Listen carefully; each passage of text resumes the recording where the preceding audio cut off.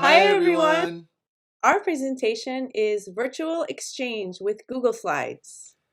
A virtual exchange is when two or more classes create content and communicate with each other digitally. This project engages English learners of all ages, high school through adult.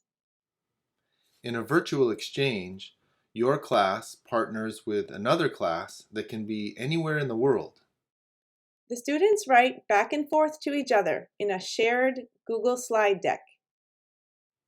And they send comments and questions to each other via the comments tool.